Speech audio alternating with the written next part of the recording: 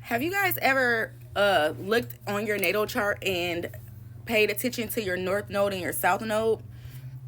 So your south node is where you came from, your past lives, who you were in a past life, what energy you embody in a past life. Your north node is where you're destined to go, who you're destined to be, the energy that you are supposed to embody and transform into. So like for an example, my north node is in Aries. My south node is in Libra. So and it's funny because my sun sign is in Libra, my moon is in Libra, my rising as well as in Libra, my Mercury and my Venus is in Libra. So I have a lot of Libra traits, right? But being that my north node is in Aries, in this lifetime I am supposed to navigate out of that south node energy, which is that Libra energy, into my Aries energy. So being Libra was in my south node in my past lives.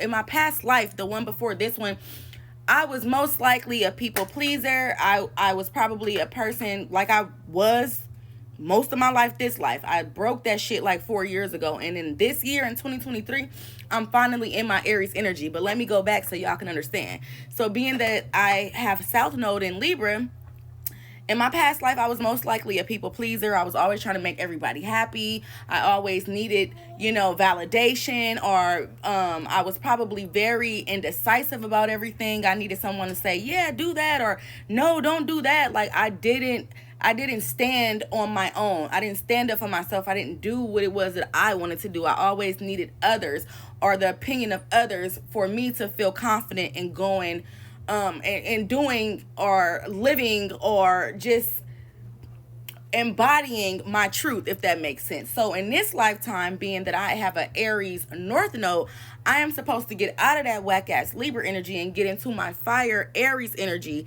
And what is Aries? Aries jump on it. Aries are go getters. Aries don't need you to say, yeah, that's a smart idea, go do it. They're just gonna do it when that download and when that idea come. Aries are not procrastinators. When they think about it, they act on it. Libras procrastinate. Libras can come up with we can come up with $1 million ideas, but we'll sit on that idea for so long that energy leaves us and go to somebody else. And then we're like, hey, what the fuck? They're doing the very thing I thought about doing. But that's how energy works. If you don't act on it, it drifts and it flies and it wanders and it transmutes to something or somebody else. So I'm supposed to get out of my Libra south node and morph and be in the energy of my Aries north node, which is taking care of myself, not needing to people please everybody or make sure everybody is happy and harmonized. And I'm supposed to put myself first, because if your south node is in Libra, you didn't put yourself first. You took care of everybody that was around you. You put everybody that was around you first. You did not put yourself first. So in this lifetime, I was supposed to learn, and I am learning, right? I feel like I'm speaking from like an outer body because of how I just said that. But I am supposed to embody the energy and the knowing of I matter. What I feel and what I want to do matters. No, I don't want to do that for you. No, I'm sorry if you don't like who I am. You don't like what I do. You don't like the delivery.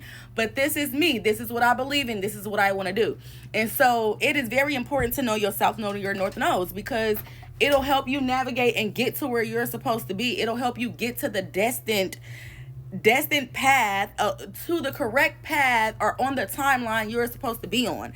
And so I know when I went through my spiritual awakening in 2018, 2019, I started, kind of embodying more of my Aries energy, but I really notice it and see it this year in 2023, that I am literally hopping out of that south node Libra and into my north node Aries, and I'm just more powerful. I'm more assertive. I think clearly. I speak what I want. I do what I want. I put myself first, and not in a way to where it's selfish, but if it is selfish, that's too bad.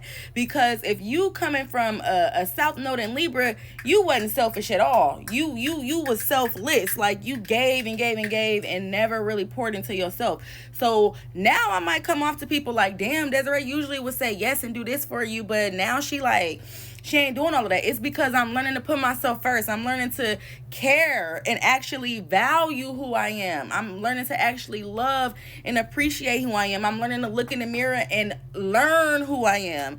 I am learning myself. I am studying myself so I can be the best version of myself. And out of that fucking South Node Libra energy. But apparently I must have loved that being a Libra so much in the past life that I came here and I said, oh, I'm going to be a Libra. Sun, moon, rising, Venus, and fucking Mercury. Like, I don't know. But yeah, I just wanted to say that. And ask y'all, do y'all study y'all natal chart? Do y'all pay attention to what, you know, you have your North Node, South Node, and every house is important.